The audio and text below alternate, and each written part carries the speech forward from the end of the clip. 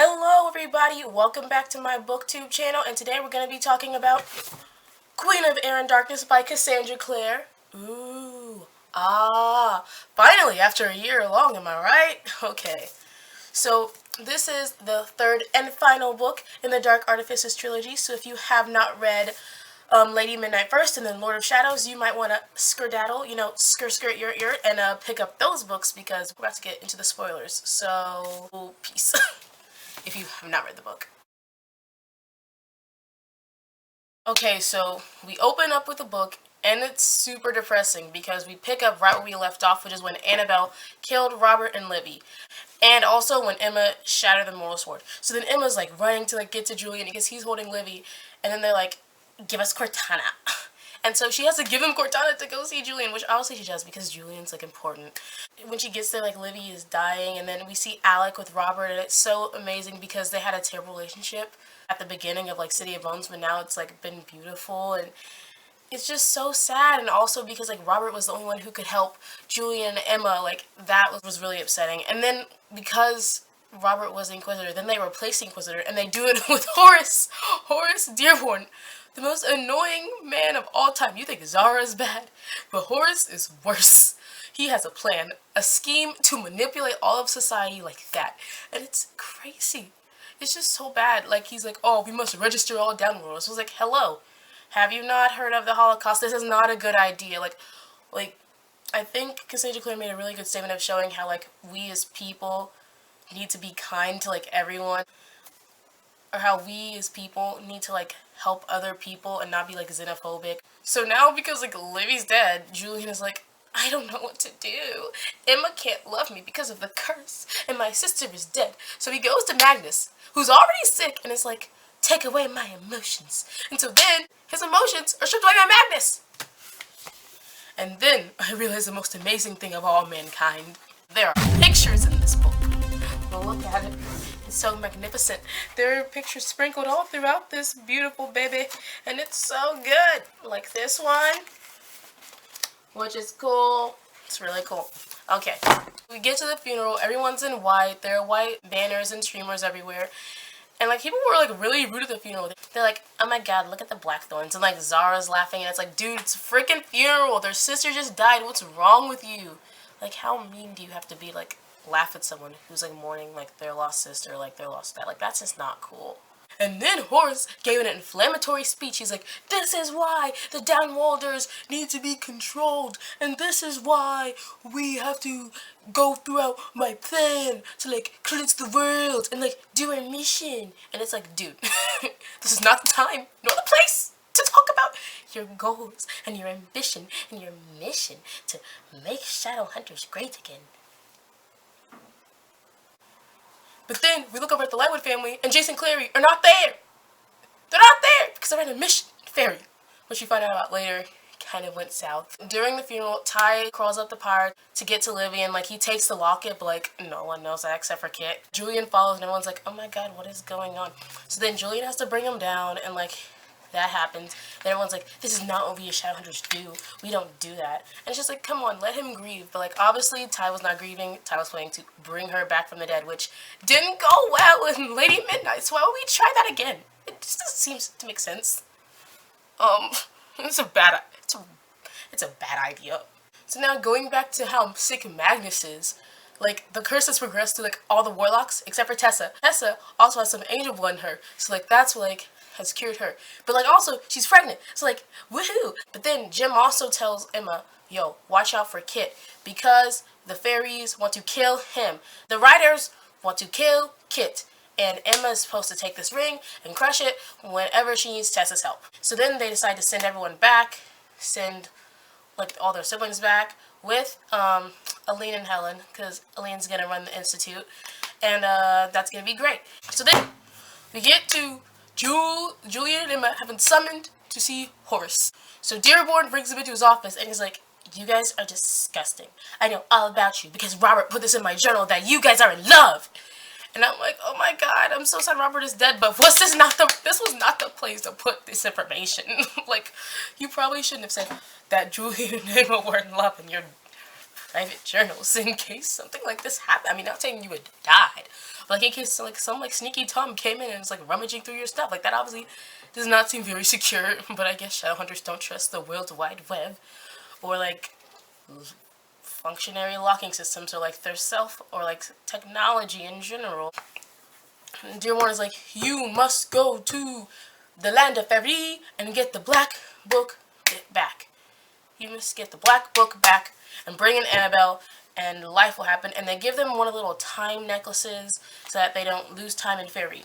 When Julian and Emma get back, they see that Simon and Isabel are there, and then Simon and Isabel are like, Jason and Clary did not come back. So then they're like, oh my god, Jason and Clary should have been back by now.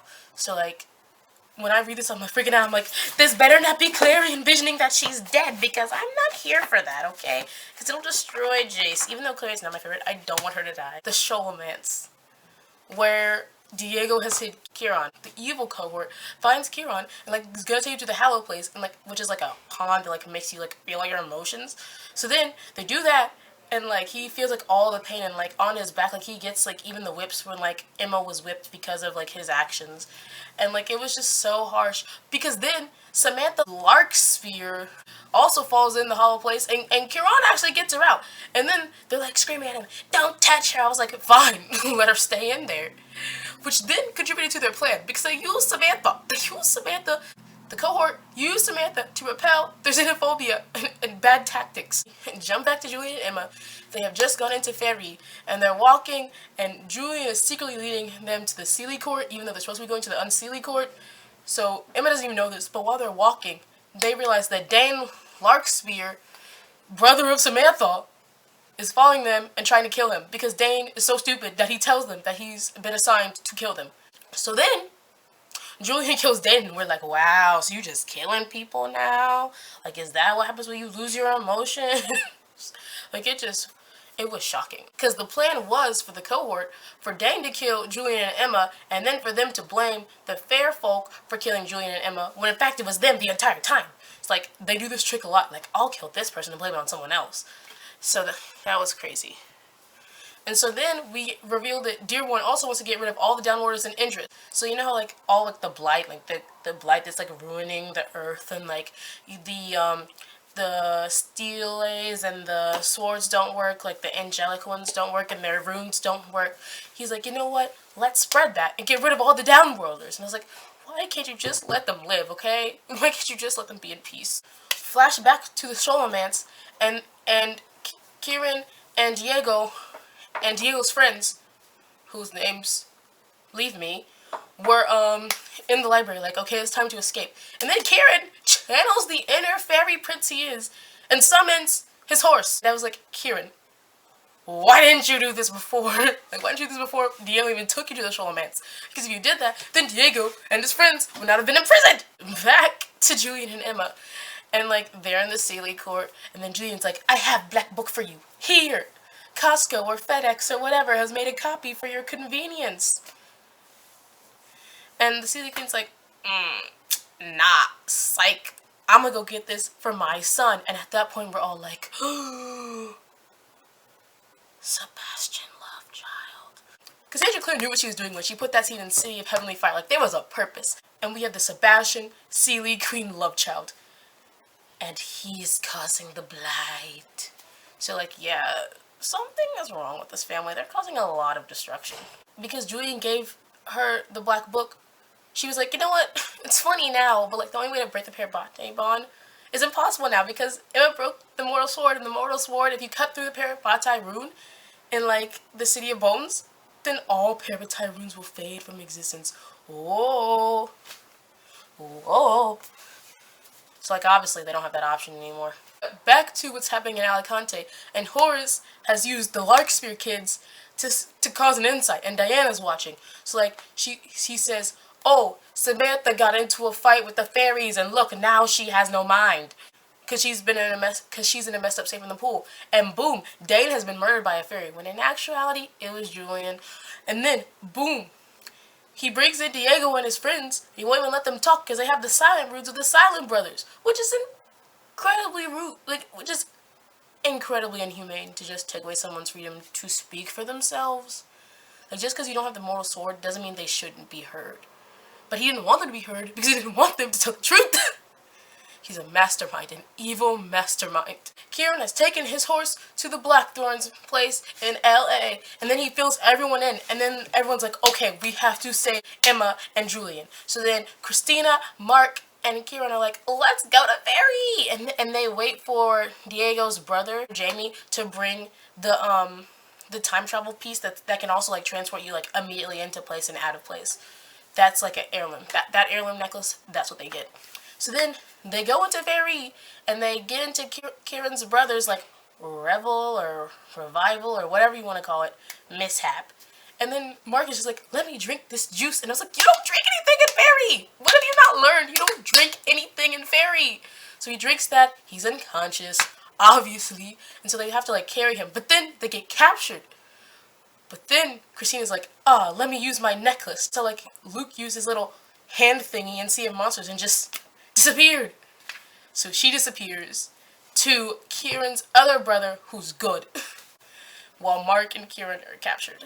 Emma and Julian, they're at the Unseelie court because they followed the Seelie Queen and pretended to be Nini and the Unseelie Queen's, like, discarded lover. So they follow them, and then they have to get through the thorns, and somehow Emma, like, summons Cortana's, like, twin and, like, slashes through the vines and, like, gets through. And I was like, oh my gosh, wow, powers, parabatai ruin powers. But then they have to try to enter the throne room. So then they drink the potion, and I'm hoping, like, oh my gosh, maybe the potion dissolves the parabatai ruin, because they're talking about the ruin like, oh, it feels different. But no, none of that. But then we meet Ash, the love child, and you're like, oh my gosh, it's Ash, he's causing the blight. And we see him with Annabelle, who's, like, annoying, and she will not die. So remember how Ty was trying to bring back Livy? So then they get the help of Shade. And then Shade's like, you have to go to the market. And they're like, oh crap, we've been kicked out of the market. Drew goes and pretends to be someone else and sets up Barnabas, so then Katarina can be like, oh my god, you see how Barnabas is collaborating with the Shadowhunters? This is insane. So, boom, they accomplished that. Kid has the Herondale sass, like on page 310. I forgot my weapons, but I do have this fork. And he's like, you are so forked. I was like, wow. Herondale sass. Zara, for some reason, having Cortana. Why does she have Cortana? Why does she have Emma's sword? What is going on? Why does she have Emma's sword? Why does she have Emma's sword? Why does she have Emma's sword? Why does she have Emma's sword? Why? Why? That's not right at all. So Gia and Diana are like, you know what, let's meet on the outskirts so we can figure out what's going on. And Gwen brings Diana. And then the cohort shows up and is like, we're gonna arrest you, Gia, and you, Diana, for consorting with a downworlder. And it's like crazy. It was like, you can't just arrest them because you want to? And Julian and Emma tried to, like, kidnap Ash, but that didn't work, so then they got thrown in prison. So that was really stupid. But anyway, in prison, they saw Jason Clary were there. And Jace had a beard, but that's beyond the point. They saw Jason Clary. Horace brings in Diana and is like, I know your secret. I know you've been using mundane medicine. And then Diana's like, okay, I'll do your bidding. Then she goes, Gah! Cuts his arm and leaps through the window. And Gwen rescues her and saves her, and life is good. And Annabelle has Ash and will not give Ash back to the Queen. She goes crazy. She charges. She charges for the Unseelie King and is like, you've already killed one of my kids. It's not going to happen again. Like, bring it on. And I'm like, yes, Mama Queen. And also, like, why didn't no one attack Annabelle before? Like, she's always so... It's just annoying. Like, she's the cause of all of this destruction. And, like, you just are like, there she is. So then, everybody's fighting. The whole gang is there fighting. And then Kieran takes his elf bow and just throws it. And then the king falls over and is dead. But then, because of the fire that's been erupting from the blood of the Unseelie King, Julian and Emma have to jump through the portal that takes them to Thule, which is an alternate reality of when Clary is killed, and Sebastian's reign is what happens. So now we cut to the prison, where everyone's there. Diego and his homies and Gia are there. And then Zara brings to Jamie and is like, I'm going to use this to threaten you to tell me where that fancy device is. And it's like, dude, Jamie is bleeding. He could die. What is wrong with you? Why are you so heartless? Manuel is a mastermind. Watch out. Like, Manuel is just so conniving and manipulative. Like, he doesn't care about anyone. Like, he just has a motive of making people fear. We find out that the cohort is actually partnering with the Unseelie King to spread the blight. They've been partnering with them to spread the blight. And they know how to stop the blight, and they know that they're doing it because the blight weakened the warlocks. The soldier is like, oh yeah, this is the jacket of, like, the girl who jumped through that portal. But, like, Manuel knows it's Clary's jacket, so then he thinks that Clary and Jace are dead, and he's like, aha, now we can say the fairies killed Jace and Clary, which will incite all this rioting! Because Manuel is a manipulative genius and fool, and we're there for, like, a long time. So, in Thule, there's no magic, so Julian's emotions are back. Like, he can feel everything and remember everything and how he felt about Emma, and it's so beautiful. And Livy's alive, but, like, everyone else is not around, which sucks. And, like, Cameron comes back, and, like, it's obvious how, like, it also parallels, like, in, like, the normal world, how, like, Cameron and his family are, like, completely opposite on views. And it just sucks because, like, everything has gone to crap because there's no more shadow hunters. There's no more fighting with steelays and blades. Like, everything has gone to trash. Also, when Julian's emotions are back, we learn that he actually turned the tides on Nightshade because Cameron had told him that Nightshade was actually killing werewolf children. So that made me like Julian a little bit more because I was like, he's just crazy. He has no, like, remorse, but he actually does. So I think Cassandra Clare really, like, humanized him right there, which is really cool because for this entire book, I'm like, Julian, be a human. So now we're in the alternate dimension, Thule, and I'm like, oh my gosh, get the mortal sword from this dimension. And just when you know it, that is the plan. That is what we're going with. So then Emma crunches the ring, and it summons Tessa, and then she meets Tessa, and then Tessa's like, I can open the City of Bones. We have a game plan. Open the City of Bones. Get Cup, get Sword, kill Sebastian, go. But then Annabelle pulls Julian aside and is like, take Ash with you. The world will be safe without him. So then we get to the big scene. Tessa opens the City of Bones. And then they go in, retrieve the weapons, and they come out, and everything's gone to crap. People have to fight and stuff. And, like, Jace is, like, on Sebastian's side now because, like, he was told that, like, Clary's death wasn't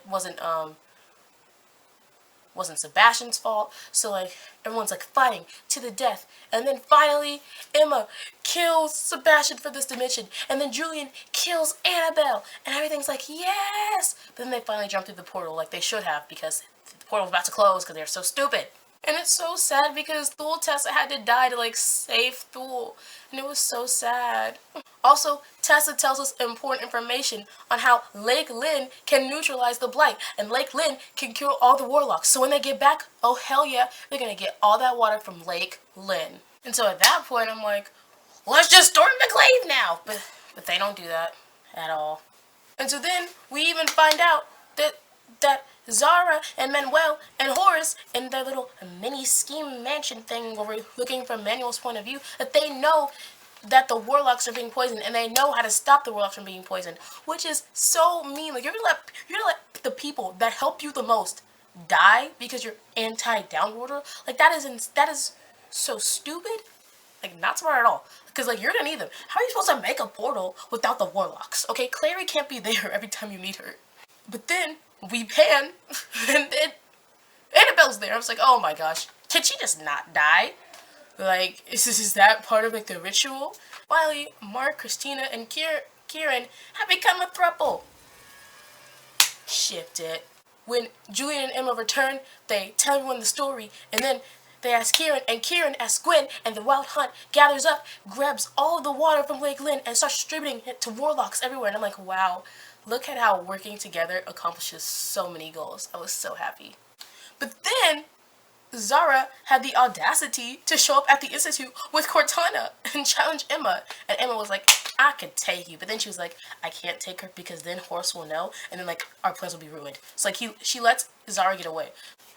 And then we pander to the prison where Anush decides to give Diego the stele to help draw a healing rune for Jamie so Jamie doesn't die. And my heart is feeling like, Anush is being a good person now. Like, he realizes the error of his ways. We get to chapter 27 when the gang's back together. We have everyone from Jace to Clary, from Lily Chin to Jocelyn to Bat to Maya, to Katarina, to Tessa, to Jim, to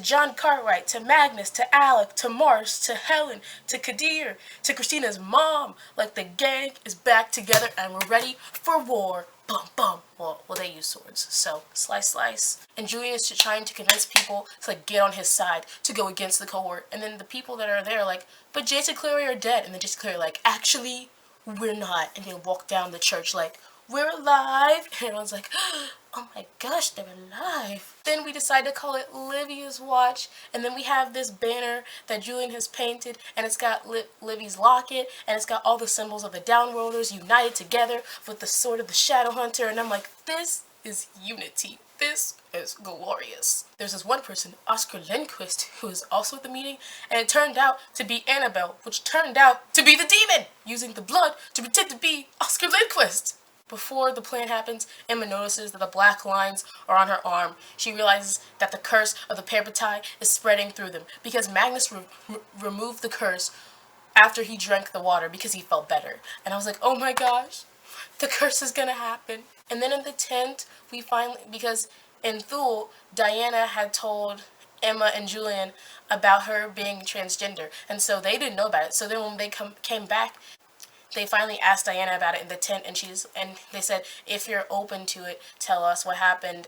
And then Diana did, and I was like, oh my gosh, this is amazing. Look at this, look at openness, communication.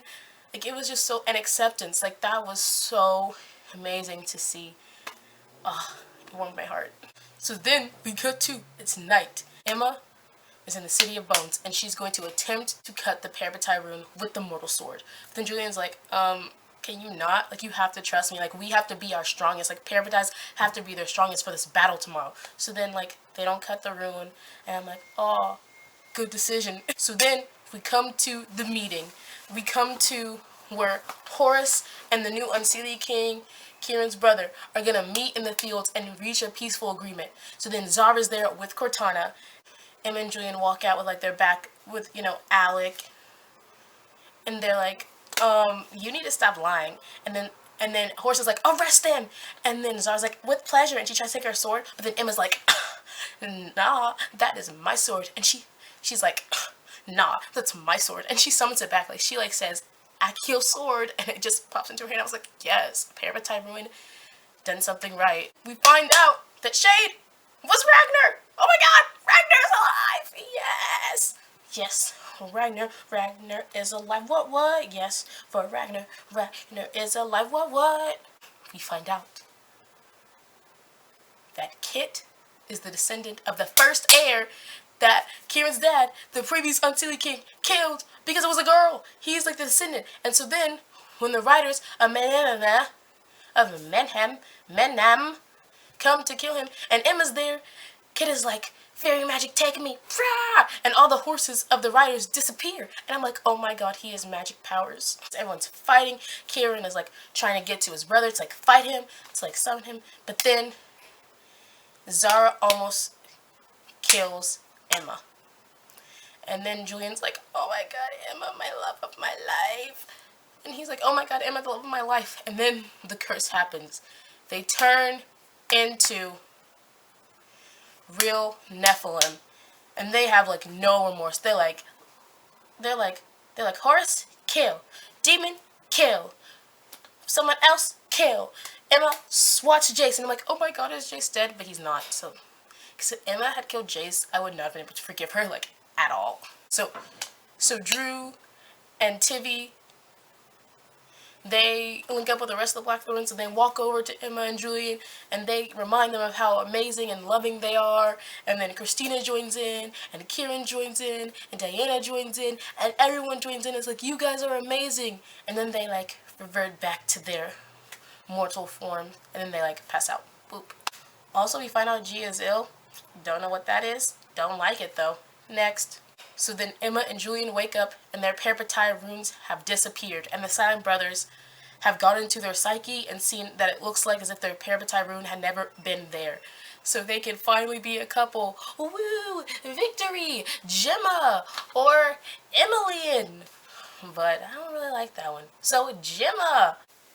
But now we have to hold a new meeting because, like, obviously, Horse is dead because Julian killed him. So now we flash forward to the meeting, and Gia's gonna be like, this cohort was messed up. We need a new consul because I'm stepping aside, and we need a new inquisitor. And so eventually everyone's like putting in their vote, and Alexander Gideon Lightwood is the new consul. Oh, Alec. A-L-E-C-O. He's a new inquisitor. Whoop, whoop. So, yeah, I started sobbing. I was like, oh my god! But then it takes a turn for the worse because the guards just give all the cohort children knives and they're like, we will kill ourselves if you don't leave.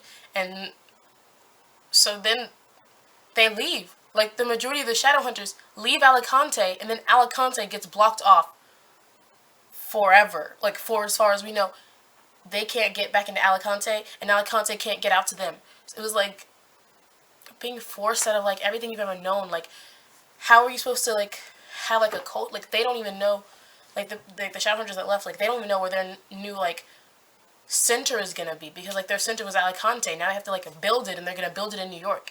And it's just like, wow, like their homeland is being taken away from them by some crazy people, and the guards never should have given them the knives. Like, why didn't, like, I wish Diego had said something about them about those being like cohort like friendly guards, because then we would have known, we could have been more alert and could have prevented this. We have a nice scene at the end. Well, we have a couple of nice scenes, but the first nice scene is the wedding of Alec and Magnus, because guess what? He's the consul, so Alec makes the rules. He and Magnus get married, and Alec is wearing his gold, and Magnus is wearing his blue, and like all the guests are wearing gold and blue.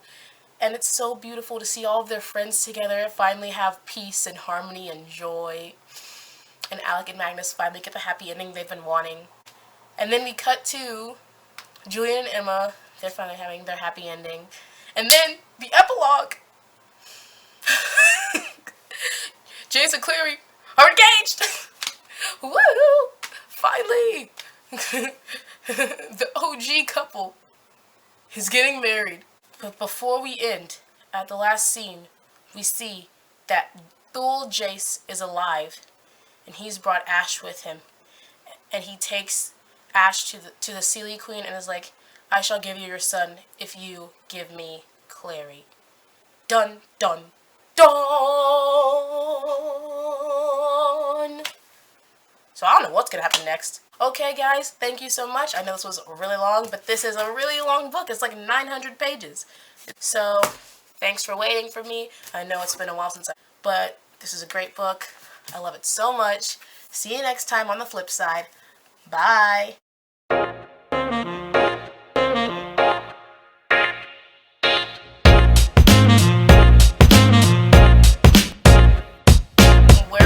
Where's my picture of the Alec Magnus wedding? I didn't get that.